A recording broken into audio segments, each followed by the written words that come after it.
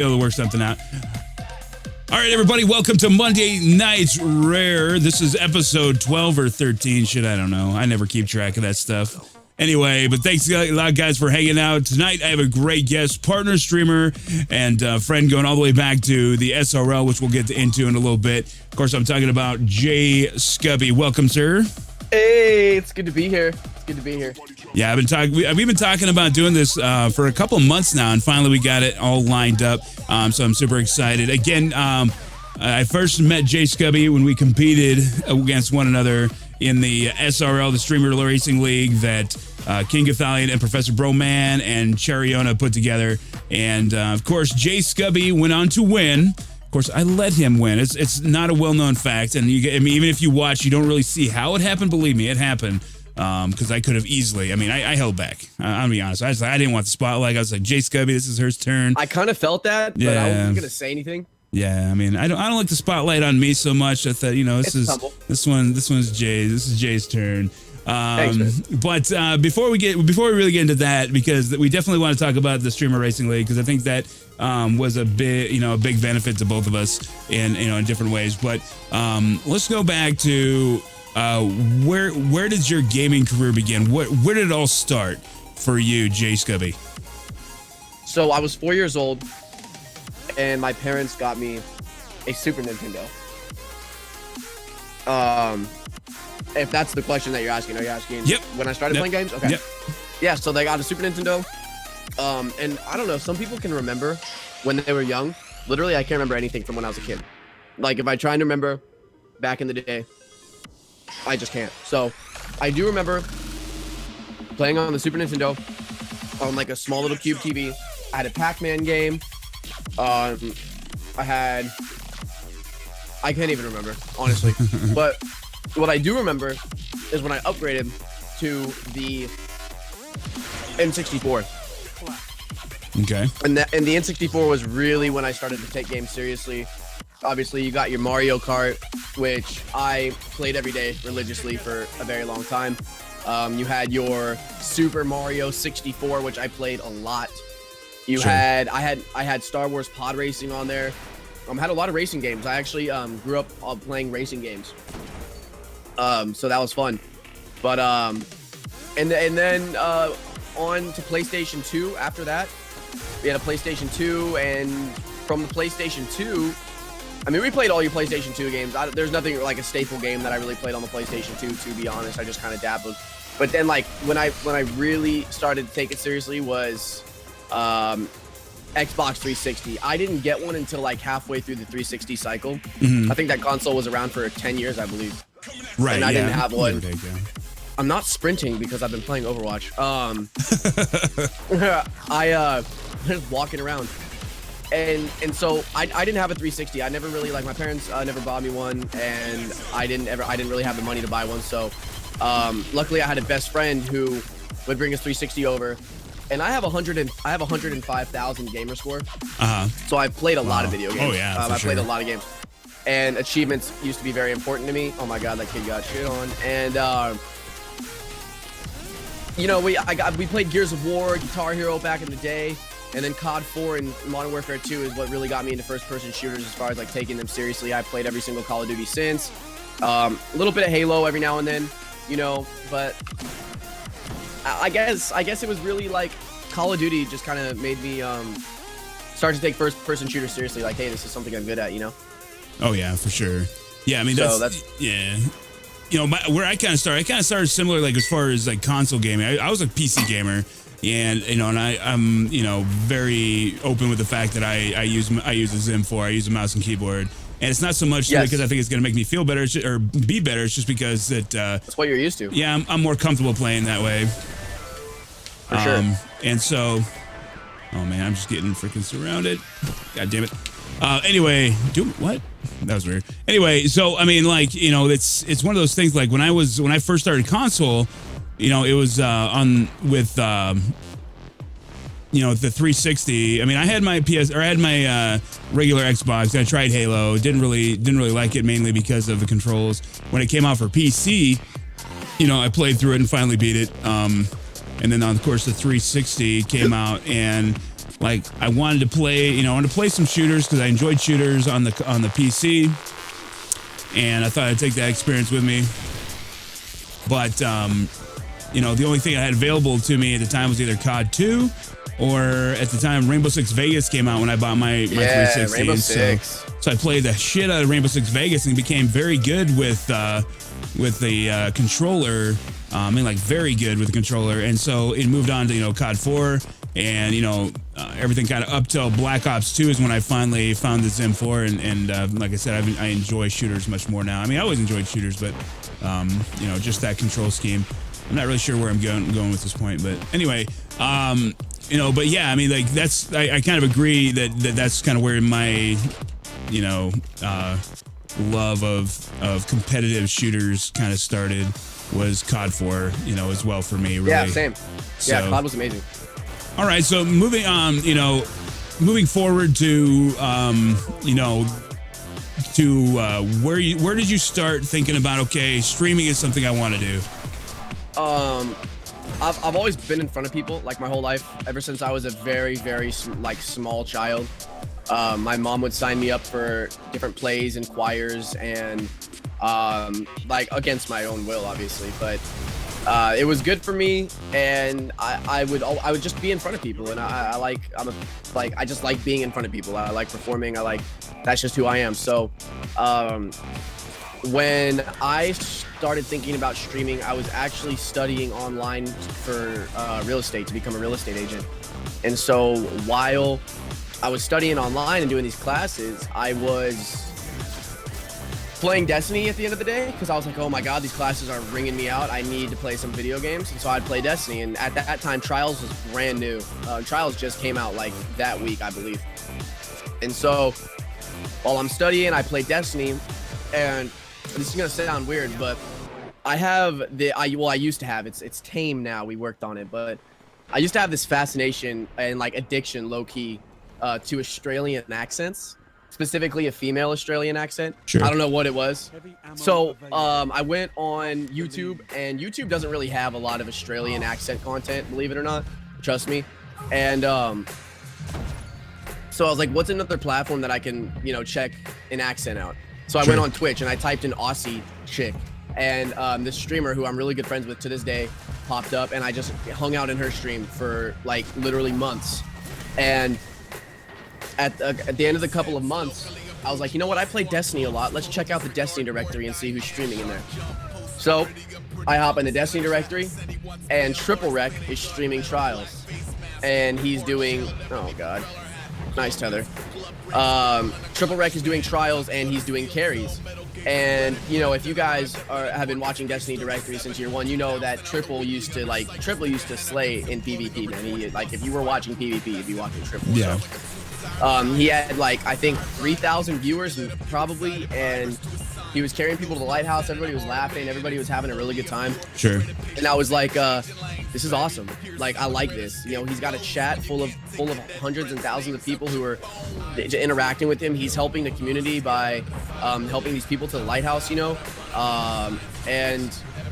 this is just cool. And so I've always had the attitude of why not me? If I ever see something, I'm not one to ever get jealous or wish that I had something. It's always just, why can't that be me? Sure. And so, that's when I made the decision. I was like, this is cool. I want to do this. So the next day, I turned on my Xbox, downloaded the Twitch app, turned on my Kinect, and started streaming Trials carries. Okay. And that's pretty much what I did. Every weekend, every day. And I mean, back in the day when I was grinding, we would stream for 15 to 20 hours at a time. That was how it was. Because back when Trials first came out, Trials carries weren't the thing to do to be popular. They weren't the thing to do to try and make some ground in the Destiny directory. Now, if you're not doing Trials carries, no one cares. That I feel, unless you're already established. Or raid carries. Raid carries is another thing. Sure. I don't want to say that, there's people play the game for PvE and people play the game for PvP. Okay? Right. There's two different sections. And I mean, you're either helping people with the raid or you're either helping people with Trials, and that's literally all it is. Unless you're one of the top 5 and you can stream whatever you want, pull thousands, no matter. So that's what we did, and that's how the channel grew. We just did trials carries, and like I said, back then it wasn't popular, so there was me and maybe a couple other people, including Crafty, just doing these trials carries, and that's how the channel grew. And I mean, that's pretty much how it came to be, you know. Right. So how fast do you think? I mean, okay. So what was the exact date? Do you remember the exact date you first went online? June 27th. Okay. So you were just about a month before I started.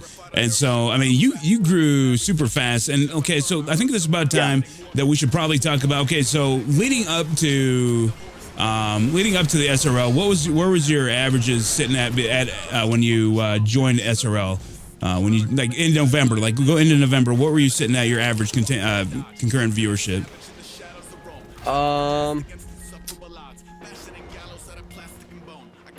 My average viewership before the SRL, I mean, it was around, I think it was around 100 in November. Okay. I mean, actually, well, when did I get 5? You know what? No, it probably wasn't even 100. It was probably like 70 or 80. Okay. Of course, and then the SRL happened. And yes. you went. I mean, and of course, being serious, you destroyed everybody. You walked through that seemed like fairly easily, and you won our even the final heat by wasn't really a challenge. You got out in the lead and just never looked back. So like, and then you got pulled in with Gathalion interviewed, and then maybe was it even a month later you were partnered? I got partnered in January. Yeah, so right about that month. So how do you feel like that exposure was that what kind of pushed you over the edge and made Twitch take notice of you as a streamer? You feel? I believe there are a couple of things. Sure. The first one, the SRL helped, of course, as far as exposure goes. But I mean, at the end of the day, 1,000 follows is nice, but how many viewers are you going to keep in your stream? Right. You know.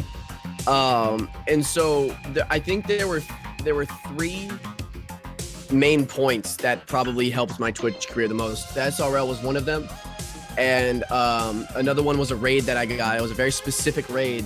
It was from Gathalion, Triple Rec, and Luminosity, all at the same time. They were playing trials. They were playing trials together. Gotcha. And I got blessed with their raid, and it was literally all 3 of them in my channel. And so I was fortunate enough to help with that raid. And I don't think people understand the volume of the effect or the momentum that a raid gives a channel. You know, like when a streamer gets raided, it's not just a view, it's not just the views, it's not just about the follows. It's like it's about the momentum that streamer is able to maintain. Right. You know, and how motivated that streamer is to turn up the heat and be like, I've got a lot of new eyes watching me. I'm not just gonna sit here and be like, hey, thanks for the raid, and just keep doing them. Like I believe that as a streamer, it's your job to entertain people, and so if you are getting raided, you need to turn up the heat and make people stay in your stream. You know, for sure. Because I've seen raids. I've seen raids go both ways. I've seen 2,000 people go in and go out, and I've seen 2,000 people go in and only 500 leave. Right. You know, so and then another. I think, and I remember the weekend. I actually remember the exact moment I got partnered. I was doing a trials card. It was on Memento, and I was playing with a guy named Carlos and another buddy of mine. And I had actually applied at this point and got rejected. I got denied. Okay. But I mean, I'm used to rejection. I feel like it's very important to be used to rejection in life. Yeah. I don't feel like, you know, you just got to take it and you just got to be more hungry. You have to be more motivated. So when I got rejected, I wasn't sad. I was like, all right, I'm going to get this. You know, this is something that I want and it's going to happen. So I got rejected. I got denied. And one night I was playing trials and I was doing like a 12-hour stream at that point. And I was being very encouraging to the people I was playing with. It was 4-4 on Memento. It was for the flawless, because what had happened was this kid didn't buy his boons, and so we had to play 2 extra games. We won the first one and it went to 4-4, and I 1v3'd the entire team with my teammates dead for the flawless victory. And I was hyped and everybody was hyped and my chat was going nuts, and there were a lot of streamers in there at that point too, and my chat was weird. Bravo. And a Twitch staff member had actually been watching that specific passage. Sure. And immediately whispered me after it and said, hey Scub, we want to partner you.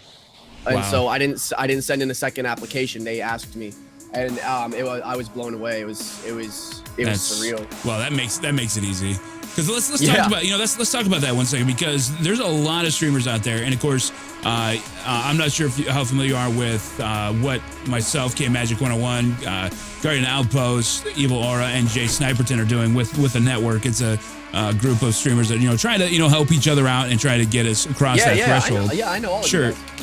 So all of us, of course, we're on the outside looking in, with the exception, of course, of K Magic 101, who's the first member of the network to become partnered. Yep. And the rest of us, we're just on the outside looking in. We've all submitted our applications. We've all recently received that denial letter, and I think you hit it right on the head. With especially with streaming, and if you have a serious goal and you're seriously close to obtaining that goal of becoming partnered, you will at some point. Headshot. Anyway, so you will at some point have that application submitted, and be waiting that there's a time period which you're gonna wait for it. Absolutely. And it's an excruciating time period, because you don't know where you stand, because Twitch doesn't really tell you. They say they have these kind of guidelines, whatever, but they don't really hold to them. You see other people that are about your same numbers, they're getting partnered, and you're like, well, if they're getting partnered, maybe I'll get partnered. And you start to get your hopes up. You got people in your chat telling you're gonna get partnered because they believe in you. And then you get that letter, and it's, like the last time I got my last denial letter that I got, I was in the middle of a stream. And I happened to look at it, and I think I'm going to try not to look at my emails when I'm actually in stream anymore, because you get that denial, and it's deflating, and it's just one of those things where even if you try to prepare for it, it's rejection, and just dealing with that is a bitch. When I got partnered, it was there were 2 streamers in particular who got partnered before me, who had less viewers than I did and less followers, and that made no sense to me at all. And they got partnered, and it was hype, and it was nice. And then so I applied and got denied, and I was even, although I was motivated, I was kind of like, what the I was like, what? Right. I was like, how does that make any sense? I was kind of upset, but again, I just stayed motivated, and I didn't let it get to me. And I believe that unless you are a person who has already gathered a significant following on other platforms, Twitch denies you off the rip. You know? That's what I think, because it's kind of their way of saying, how bad do you want it? How bad do you want this? Right. So I wouldn't take a denial. Like, if you get denied 5 times in a row, maybe you should ease up on the applications and kind of work your stream a little bit. Because you don't want that denial so often. Just get denied, be like, all right, I'm gonna work and set goals for yourself. I believe that's a huge goal, or that's a huge part of streaming, is like, be like, all right, I'm gonna stream this game for this long, and I'm gonna get this many viewers, and if I don't have this many viewers at that time, I need to do something different. And so that's what I'm doing right now. Obviously, at my peak, when I was streaming trials, I was, I would click start streaming, and I had 300 people in the stream immediately, and that was nice, but I'm not having a good time anymore in this game. It's just how it is. And I posted a video on my Twitter. I don't believe in clocking into a video game. I know that there are a lot of people, streamers, who won't admit it, but the only reason they play this game is because if they didn't, they would lose money, and they would lose subscribers, and they would lose followers. Right. And viewers. Yeah, absolutely. And they're handcuffed to this game, and you can see when they're playing it that they're not having fun, because they've been doing it for 2 years straight. And there's no new content, and that's not what I'm about. So I have different goals. So when I was streaming COD, I had a goal for COD, and now that we're on Overwatch, we have goals for Overwatch. And so goals are very important, not just in streaming, but in life. Waking up and being like, I'm gonna stream for 8 hours. I'm gonna do this, and this. And I think goals are important. Networking is important, obviously, and separating yourself from everybody else. God damn, I hate how Sorry, I'm hate how the Night Stalker jumps up. You're trying to shoot down the hallway, jumps up, and that just really fucked everything. Anyway, but no, let's take just real quick. I'm gonna do a little station identification thing here. and then we'll kind of get back to what you're talking about, because I think it's very important. It's something that I don't know if we've ever really talked about on this podcast. So I think it's, it definitely needs to be addressed. But guys, if you're just joining us, this is Monday Night Rare, and we are talking to partner streamer Jay Scubby, a multi-game streamer now. Was a trial streamer when he first started, and now has branched out to other games and has had success.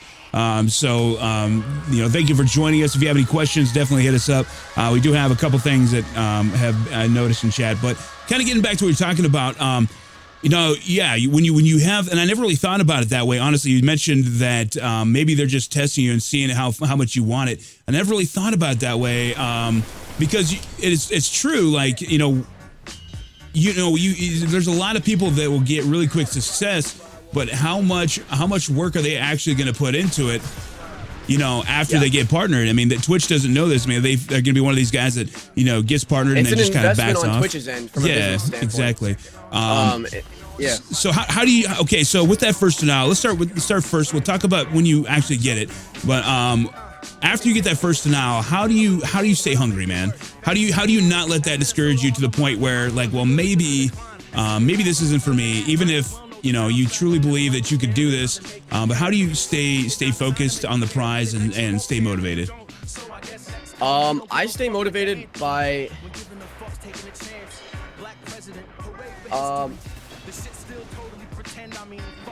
there are different things that I want to achieve, like just in life, and being able to play video games and get paid for it is really cool. Mm-hmm. And I worked a lot of people don't know this, but I worked at KFC part-time when I was a high schooler, and I took that job outside of high school and worked it, and I quit because I just didn't enjoy it.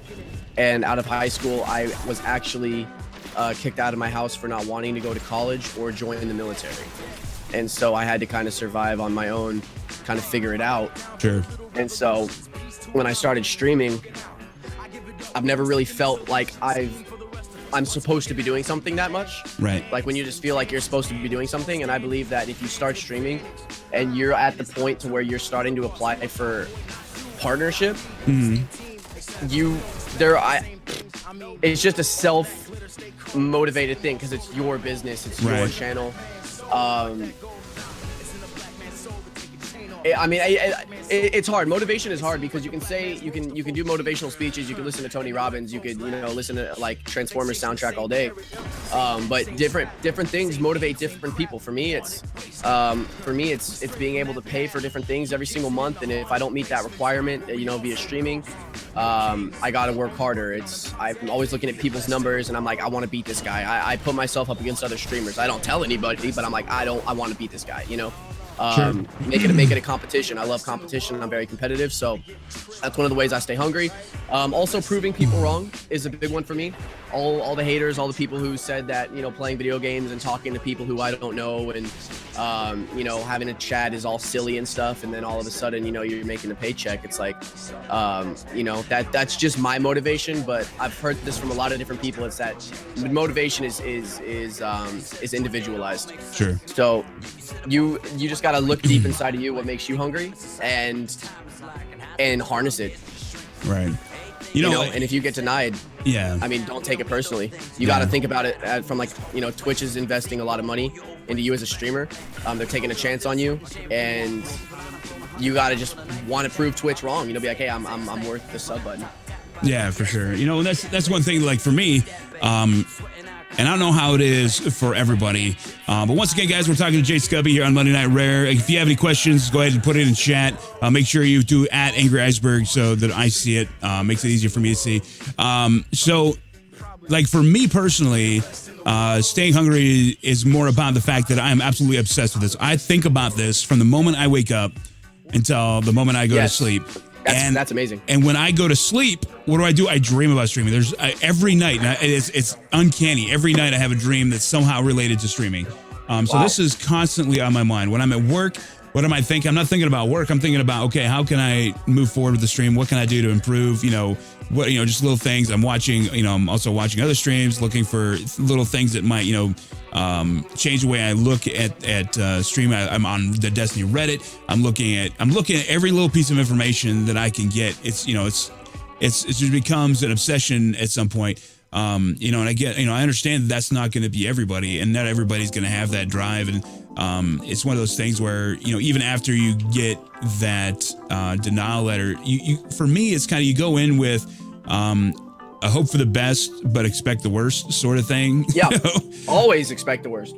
So like, you know, my first denial letter was really unrealistic for me to think that I was going to get approved, but man, it hit me like a load of bricks when I first got it. My second one was pretty easy because I was like, yeah, I just threw it out there just to see where, you know, see what's, you know, I'm going to throw the spaghetti at the wall, see what sticks, and see what I hear back from Twitch, see if I learn anything. And this third one, I've applied 3 times now. The third one that I put in, I was like, okay, it could happen or it might not. You know, I didn't expect it would, but I was like, I'm right there. Like maybe. I mean, my numbers have been good up until that point. You know, so for me, yeah, it's one of those things where I'm just absolutely obsessed with it, thinking about it like all the time. It's uncanny. You know, even while I'm, you know, here, obviously I'm doing it, but I'm thinking about, okay, what can I do, you know, to hopefully become a better streamer and, you know, keep the people that do come in. Like you mentioned it, like with raids, you know, one of the hardest things is to keep people there, because originally they didn't come, you know, as far as when you were raided by that person, they were there originally to see the other streamer. So to be able to capture their attention and keep them there can be pretty difficult. So yeah. Well, I'll say this: I found you when you got raided by Gathalion, and I don't know how many times you've been raided by Gathalion, but one time that you got raided by Gathalion, I found your channel and I loved it. I stayed in, I followed it, and I stopped by all the time just because you're different and you're unique, and I love your channel. And so that's big. That's a huge thing. Yeah.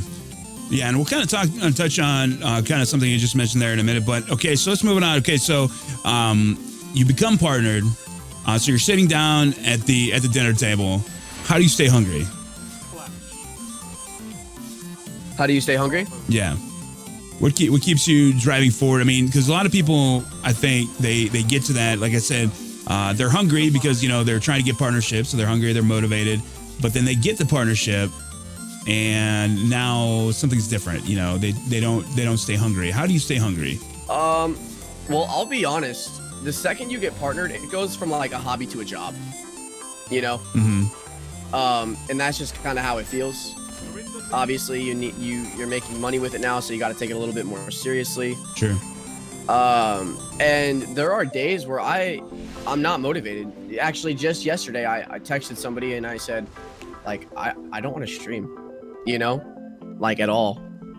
That's just something that happens. You can't avoid it. Sure. It's going to happen, and I'm pretty sure that in any field that you're working in, you're going to be demotivated somehow, some way. And for me, the thing that keeps me the most motivated is my chat. You know, It's my chat, and it's honestly going into other people's streams and not comparing myself, but putting myself up against that person. Sure. You know, like, this person has 20,000 viewers and they're nothing special. Don't get me wrong, they're good, they're a great streamer. Right. But they don't even have a face cam. They're just making silly jokes, and people are chilling in here. So again, with the whole why not me thing. And so I'll turn on my stream and I'll just go hard for 8 hours. You know, because there's two things. You never know who's watching. Right. And you never know whose day you're gonna make. You know what I mean? You never know who you're gonna help. You never know who just had the worst day of their life, and they're counting on you to make them happier. And if you're not on Twitch, something's gonna happen, you know? Or sure. If you don't stream for a day, you know, you lose the 2 viewers who were there yesterday, and they're like, I can't wait for this guy's stream. Oh, he's not streaming, he's inconsistent, let me go find someone else. Right. Yeah. You know what I mean? Sure. So you just want to be that hungry streamer. You want to be that guy. That's why when I first started streaming, and people don't believe me because I'm lazy and I suck now, but when I first started streaming, I would stream for 20 hours at a time. Sure. You know, I would, just because, like, I had people come in and they would, and at that time I was very passionate about trials and winning in my rank and stuff like that. So it was easy for me. You know, but people would watch my stream, and then they would go to sleep, and then they would wake up and they would come in my chat. They're like, dude, I just went to sleep and you're still streaming. Like, what's wrong with you? you know, and that's huge. And last night was actually one of the first nights in like 10 months that I had someone say that, because we were playing Overwatch for like 10 hours because I you know, got the bug again. But staying motivated and staying hungry is a beast, you know, because if you're not motivated, the stream, it's gonna show, you know, it's gonna reflect on your stream, it's gonna reflect in your attitude. You're gonna be like, I don't really want to be here. And what I've learned is that staying motivated there are a lot of things that go into streaming besides just turning on the camera and talking and playing a game. And one of the things that I learned is, for me, I have to be playing a game that I want to be playing. I tried to do the whole force myself to do trials, carries, you know, but I couldn't. And that is what it is. And so, unfortunately, you know, we have to take the cut. We have to cut our losses. But at the end of the day, you have to find what works for you. So for me, playing a game that I love, seeing my homies in the chat come in every single day that I know, I consider them friends. And I mean, just giving these people the best stream that I could possibly give them, you know, and also proving people wrong. That's a big thing. Everywhere I go, I'm always thinking about shoving something in someone's face. And that might sound weird, but that's just me. Like when I'm at the gym, I think about, you know, kids who picked on me when I was in school, and if they saw me now, you know what I mean? That's what I think about. Sure.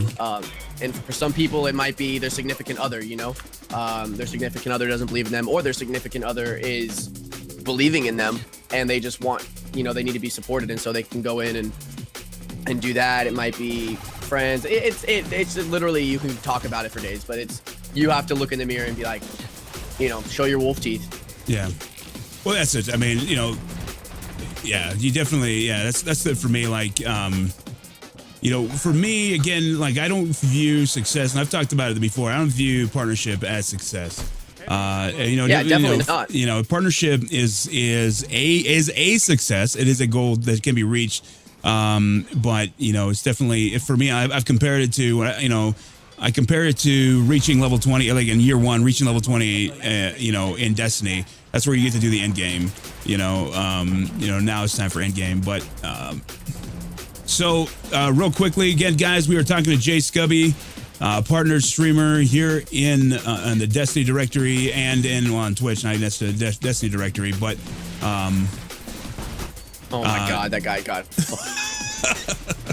Anyway, we're gonna take gonna kind of get a couple of questions here from the chat real quick. Banishment, I can probably answer that one. Yes, Banishment asks if there's people that've been partnered with full-time jobs. Absolutely, most people have had or are partnered, or that have been partnered, probably had a full-time job while they were trying to get partnership. Not all, but a lot of them, most of them probably have had a full-time job while trying to get partnered.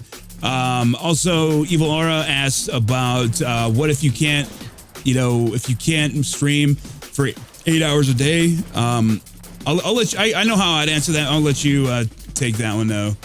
If you, because you said it yourself, like when you were still trying building your stream, you were streaming huge hours. You were on all the time, and and of course that's probably going to be one of the easiest ways to gain, get viewership is just being on. So what about those guys that maybe can only stream a handful of hours per day, or maybe 2 or 3 days a week? What do you say to those fellas? What I say is that streaming is a business. I mean, it's fun and it's a hobby, but I mean, first of all, you need to see if you like it. Sure. Don't invest thousands of dollars into a streaming setup if you don't even know if you want to be a streamer. Right. Because it's rigorous, it's competitive, and it's time consuming, and it's stressful, and it's not just all daisies and roses, Right. So figure out if you want to, if you know for sure that it's something that you want to do, you will find a way. You will make the time. If you work a job, you will tell your boss, you will take a pay cut. You will take a couple hours off. If you have to go to school, you'll find time to do your homework. You will find the time, because if you're not finding the time, you're not passionate about it. Sure. You know what I mean? Like, that's just how it is. And it's like that if you are trying to grow any business, in any business that you are trying to grow in life. If that's your thing, if you're, working a job, going to school, and you're content with that, and you want to stream maybe for fun, you like the idea, test it out, but you have to put in the hours, because if you're not consistent and you don't put in the hours, you will not be successful. I'm just telling you that. Like, I'll just be flat out. Like, if you're not on like at least 6 days a week for at least 6 hours a day, it's going to be years until you get partnered. Sure. Years. You know, and you just have to find the time. You have to find the time. Right. You know. So I'll address it this way. Now it's kind of ironic that Evil Aura is the one that asked this question, because this is a guy that streams 2 hours a day on a relatively inconsistent schedule lately, just because he's got wedding stuff going on. But he's still pulling in 60, 70 viewers consistently. Now, and I'm basically going to use you, Evil Aura, as an example of how this can work, is because, number one, you're very active in the community. You're getting your name out there, and it's not by pushing yourself on other people. You're actually helping other people. You're getting your name out there in the right way. And also, the other thing is your schedule actually is consistent. You're always on at 1 o'clock Eastern time. You run for 2 hours. People can set their clocks to that. They know when you're going to be on, so they're going to come back to you if they found you. So again, you're gaining exposure through your work in the community, which obviously people like you. They come and see you. And the third thing is that you're 100% likable and a great example of somebody who actually communicates and is interactive and engaging to their community. So how do you do it with not streaming 8 hours, just exactly the way you're doing it, Aura? So there's your answer to your question. Schedule is huge. I've never had a schedule. It's one of my weak points as a streamer. I kind of just hop on when my day is done, but I live a very kind of inconsistent life right now. Like, I wake up and I just have tons of things to do. It's not very cookie cutter for me. So if you're able to keep that schedule, then you should do it. That's probably one of the best things you can do if you're trying to find the time. Now, I understand that not everybody can dedicate the time. Like, I fully understand that. But then it comes down to two things. Are you on a time crunch? Like, do you need to make streaming work? Because if not, then you can just but you need to have patience in that case. Like, if you are a patient person, which I am not, I have no patience at all. So that would not work for me. Sure. Which is why I was grinding out the 20-hour streams, because I was impatient. But if you have the patience and you have the drive to stream, don't let anybody tell you that you can't make it, because you can. Sure. You just have to find what works for you. Staying consistent is huge. Even if it's an hour or 2 hours a day, that's better than nothing. And I know earlier I said that if you're not streaming for 6 hours a day, you're not going to make it. However, if you have the patience, and you're not trying to make it work in a short amount of time, then it'll work for you. Okay. Yeah, it's a good answer. Yeah. Okay. So again, we'll just let everybody know who's just joining us. This is Monday Night Rare, where I interview another streamer in, usually from the Destiny directory. Tonight we have a multi-game streamer, but somebody who built his stream through the Destiny directory. And a lot of you guys should know him. He's a partner streamer, very successful, and now he's building his stream through the Call of Duty directory as well as the Overwatch directory. And assume he'll get the same success, because again, I think you guys are hearing why he's successful. He's very thoughtful about the process, very intelligent about it, and going about it the right way for sure. Another question, and again, you can answer this how you want to. But for somebody who is applying, okay, this is another question that we never really talked about. How did you approach? Well, no, wait, never mind. I can't even ask you this because this doesn't apply to you. Let me ask you this: if you had to apply today, say you weren't a partner streamer, how would you advise? Well, let me just put it this way, frame it this way: how would you advise a non-partner streamer such as myself to apply for a partnership? What do you feel? What do you feel that Twitch is really looking for, and what do you think that a streamer could put on their application to improve their chances? I think you should have a recommendation from a big streamer.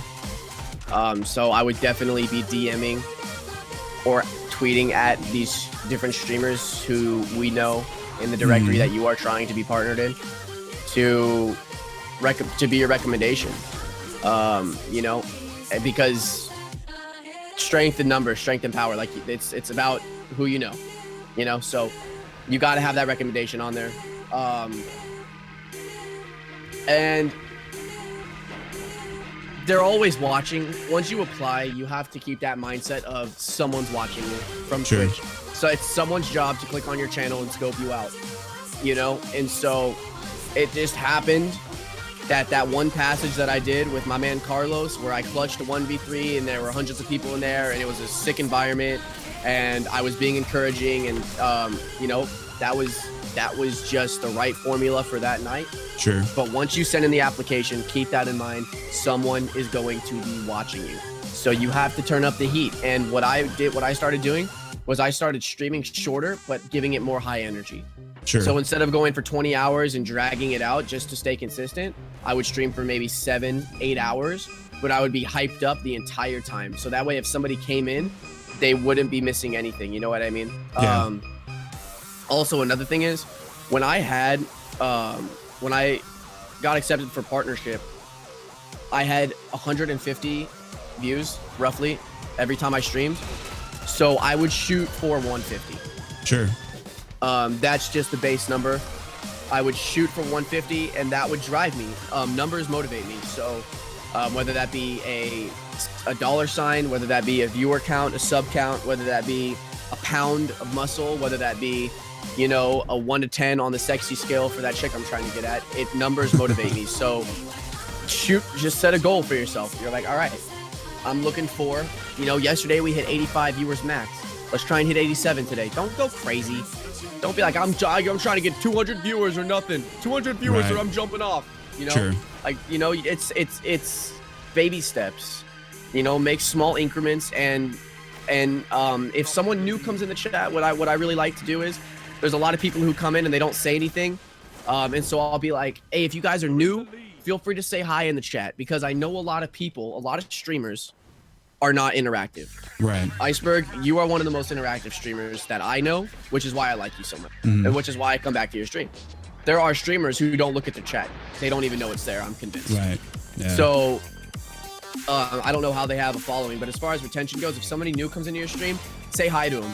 You know, be like, hey man, I can't wait to see you tomorrow. When your stream ends, tell people that you'll see them tomorrow. You know, don't just be like, see you guys next time. When's next time? Like, all right, I'm gonna see you tomorrow. You know, I'm gonna see you tomorrow. See you later, buddy. You know, it's just little personal things.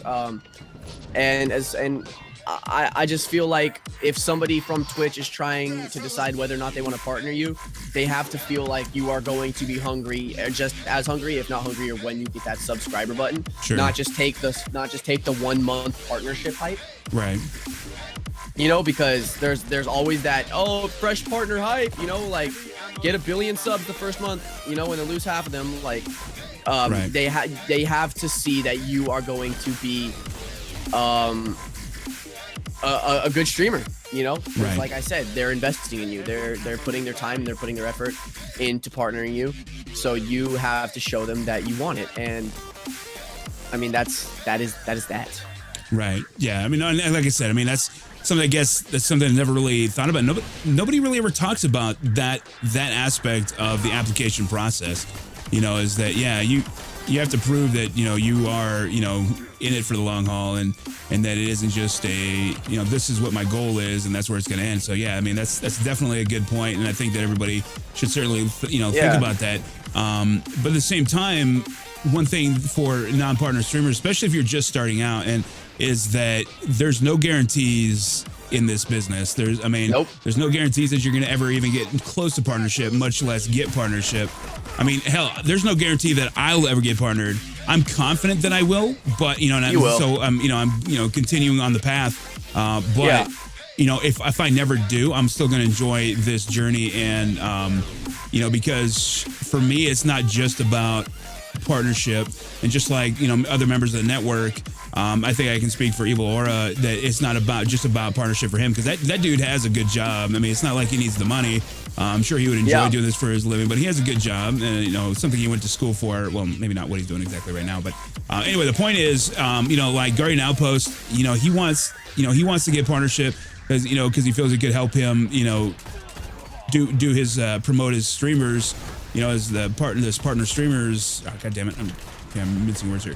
Anyway, he's trying to try to, you know, help out other streamers through his partnership and through what he's trying to do. And it's, you know, and same thing with Jay Scubby. I mean, he's he's doing it because or not Jay Scubby, Jay Sniperton, another Jay name. Anyway, that's why he's doing it, because he enjoys what he's doing, and and think that for the whole group, we'll continue on regardless if we get partnered.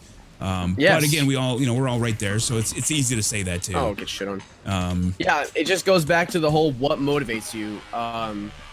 You need to dig deep and find what that is for you.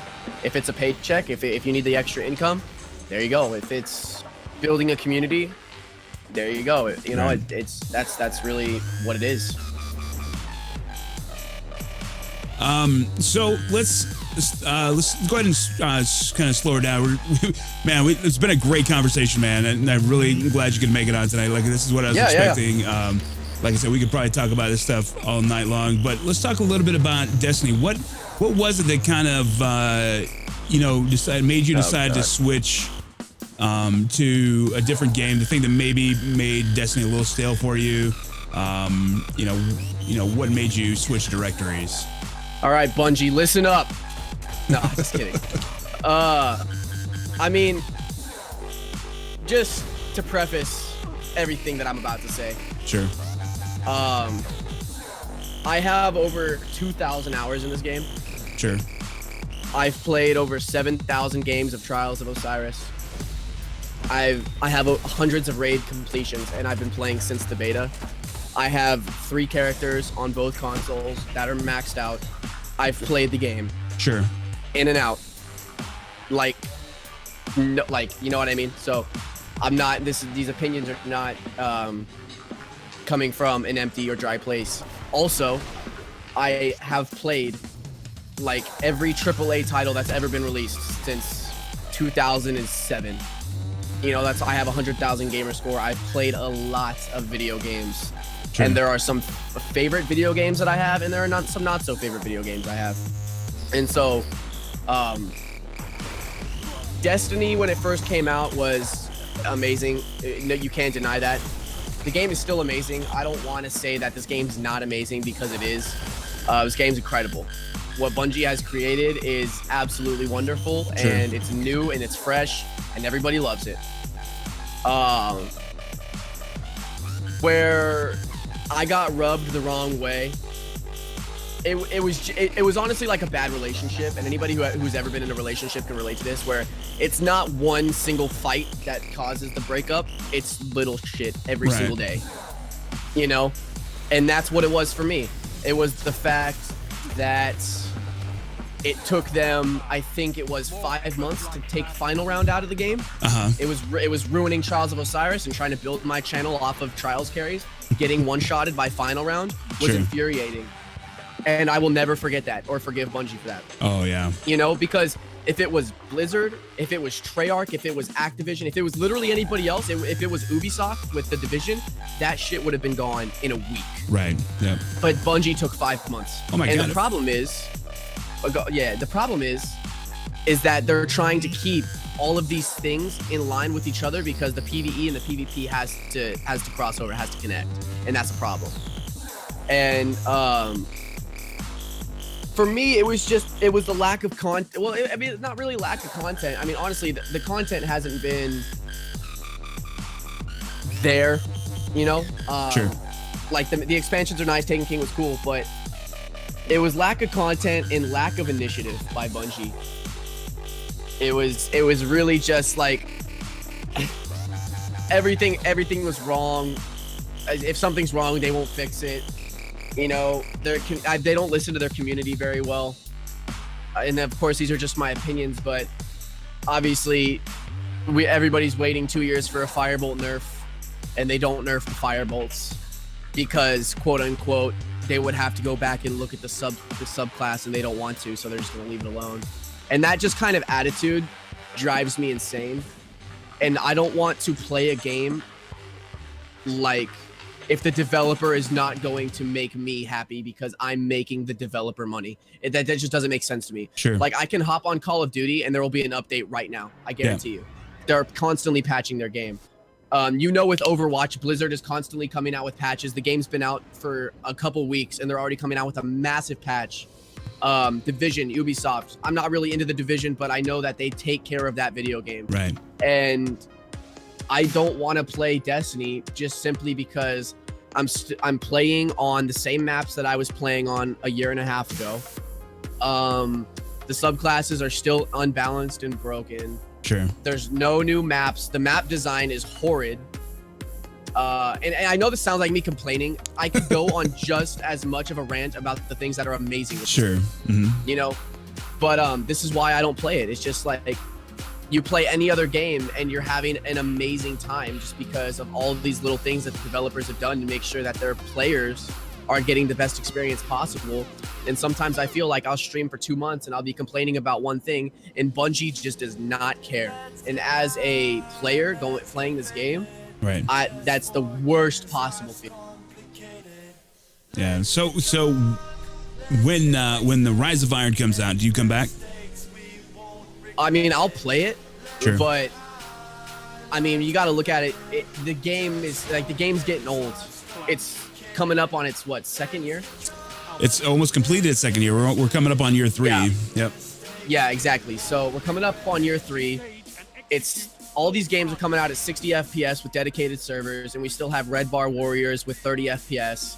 And it's just like, I don't feel like Rise of Iron is going to be dope, but I don't really want to play this game for the PvP. And if the expansion is based on PvP, sure, that's going to suck. You know, because I feel like this PvP is a massive beta. In Destiny 2, if it's 60 FPS with dedicated servers and the subclasses are balanced and the weapons are nice, that'll be really good. But I've made the decision that I'm really only going to be focusing on the PvE aspect of Destiny from now on, just because I feel like that's how I'm going to enjoy the game the most. Sure.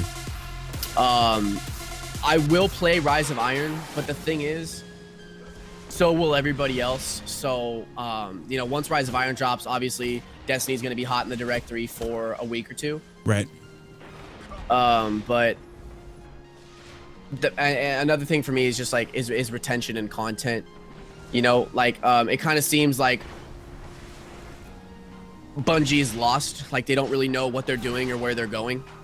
Okay. And they definitely don't communicate with us. I mean, I'm sure everybody who plays Destiny knows that Bungie kind of just likes to keep us in the dark about things, which I hate.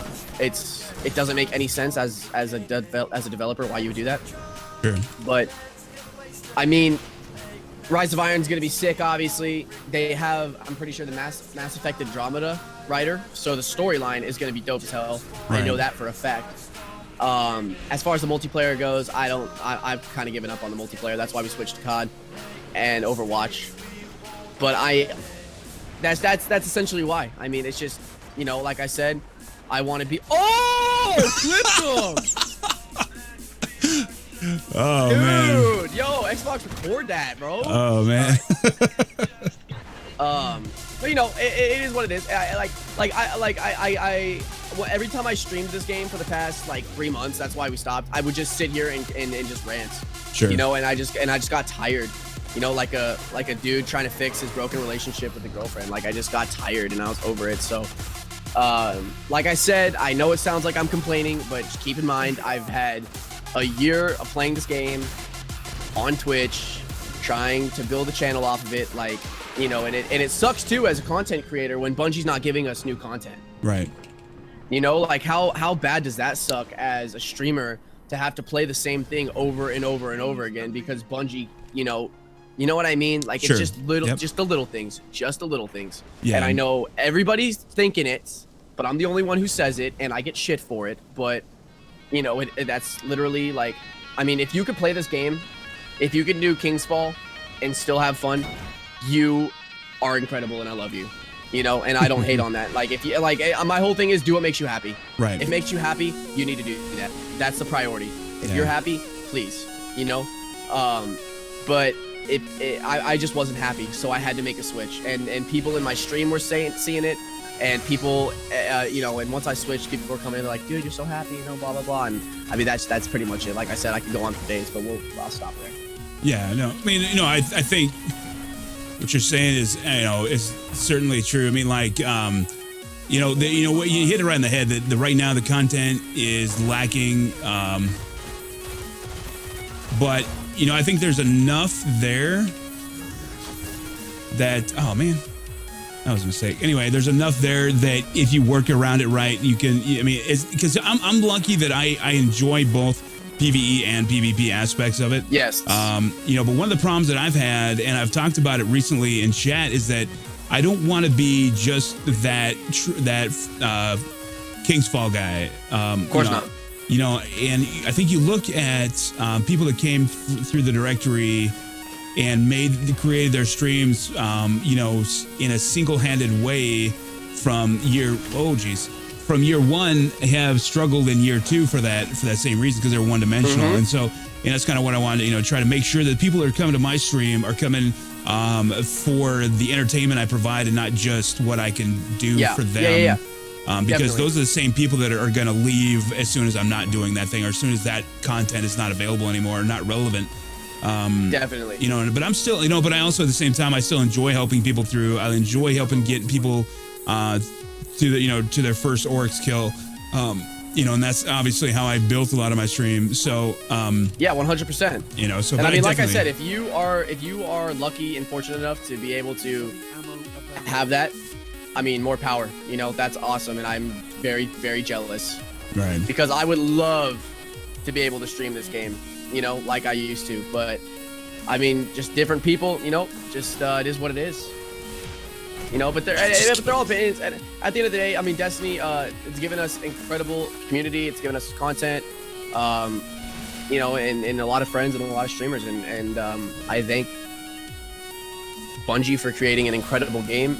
Honestly, I'm just at this point, I just need Destiny 2 to come out. Sure. And Destiny 2 will decide on whether or not I drop the franchise, because, I mean, that's what I did for COD. That's what I did for Assassin's Creed. Mm-hmm. Assassin's Creed Unity came out, and I returned it, and it's the first game I've ever returned in my life, and I'm a huge Assassin's Creed fan. Sure. And then COD Black Ops 3 was also my drop franchise, but COD Black Ops 3 was an incredible Call of Duty in my opinion, so I'm going to keep buying Call of Duty until they start to get stale. And I just feel like with all of this, with the 3 years of this roller coaster that Destiny has put us on, I feel like Bungie has to make Destiny 2 incredible, and it can't be anything short of that, because... Right. Yeah, there's definitely going to be some high expectations. But, at the same time, just like Activision's put out Call of Duty, and I mean like poopy, like duty. Anyway, the games they put out in the last, the several iterations, Black Ops 3 is maybe a little bit better than the last two, but in my personal opinion, but, they get to the point where they're comfortable. They know that people are going to buy whatever they're selling, and hopefully that's not going to be the case. Hopefully Bungie is a better developer than that and won't allow, that attitude out of Activision, because I know they want to put out a quality product. I'm confident in that. I don't think anybody developing a game wants to do otherwise. But hopefully Activision doesn't cause them to have to cut corners to do that. Activision is incredibly smart in their ways of expanding a game and the content. Honestly, Destiny would be completely gone if it wasn't for Activision, in my opinion, because Dark Below and House of Wolves were supposed to be on the original disc, and Activision said, if you guys want to keep people playing this game, you can't release it all at once, because Activision knew that Bungie didn't have any content already coming up. Sure. I mean, think about that. Think about not having Dark Below, or think about not having House of Wolves, and just having the game released and then having to wait for Taken King. You imagine? No way. Right. Like, no way. And so, with Activision, with COD, they've got it very cookie cutter. They've got the game, and then they've got 4 DLCs with constant patches, and now they're tapping into supply drops, which is awesome. And stuff like that. So I just really, really, really, really, really hope that Bungie learns and they apply what they've learned. Get shit on Invisible Hunter, and that's just where I stand. Like I'm just tired. I played the hell out of the game. Sure. Yeah. No doubt. All right. So why don't we go ahead and we can literally probably talk for another couple hours. We'll have to try to get you on again, or the other option would be get you on the other podcast I do, The Loading Screen, with myself, KNX Gaming, and Monstrous Rage, which is more of a multi-game podcast center. So I think that you'd be good on there as well. So maybe we'll have to line that up as well. But anyway, by the way, I meant to mention this. Like during the end of the last game, I got probably a God roll Ash Factory. Did you really? I saw it on stream. Yeah, you see it? Well, tripod, Yeah. javelin, and grenades and horseshoes. Oh my god. Yeah. Yeah. So, yeah, that's probably gonna be my new PvP rocket launcher. Please. Anyway. Is the goat.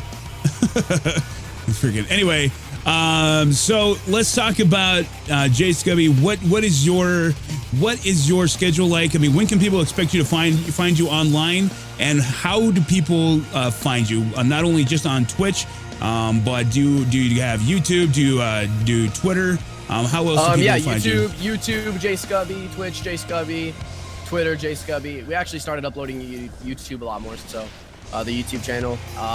And I mean, I stream in the evenings, so usually around 6 p.m. is when you'll find me on Twitch. Okay. And I mean, you know, we're dabbling in all these different first-person shooters right now. So, Sure. It's pretty much right now it's Overwatch and COD. Once the Overwatch hype dies down, we might stop playing it, but I mean, honestly, I doubt that because it's Blizzard. So, you know, that's what we're doing. We have fun over there. Okay. And also one last mention before we leave. Slinking Mass says that he loves you, so there you go. Oh, I love Slinging Mass. But thanks again, Jay Scubby. I mean, a great conversation. Like I said, we could have gone on for a much longer time, and I hope, and I believe that I have to believe that the audience is also. Everybody watching in the stream has really thoroughly enjoyed it. It's been very active in chat. I'm sorry if we missed some questions, but I mean, there was just so much that we delved into that we couldn't really get to everything. So, you know, thanks everybody for watching. Any final messages before we call this a podcast? Thanks for having me on. Okay. Kevin, I appreciate it, man. Oh no, my pleasure, dude. My pleasure. Like I said, I've been looking forward to this. We've been talking about this for a couple months now, and I'm glad we can finally make it happen. I'm so glad. Yeah. So all right. So thanks again, everybody. I'll have the his information in the show description. So check that out if you're watching on YouTube. So check that out, and so you can get a hold of him and find him online. Check out his stream. Again, he's streaming Call of Duty and Overwatch mainly now. You might be able to catch that rare Destiny stream here and there. For me, you can find me on twitch.tv/angry_iceberg. If you're watching on YouTube, of course, you're watching on Twitch. You can find me on YouTube at youtube.com/angry_iceberg.tv. You can also find me on Twitter, twitter.com/angry_iceberg, and Facebook, facebook.com/theangryiceberg, all of which, of course, will be in the description if you are watching on YouTube. So once again, thank you, everybody watching live, everybody watching on YouTube. Thank you, Jay Scubby, for joining me. And until next week, we'll have another great streamer on. Thank you so much, everybody, for watching. Catch you later.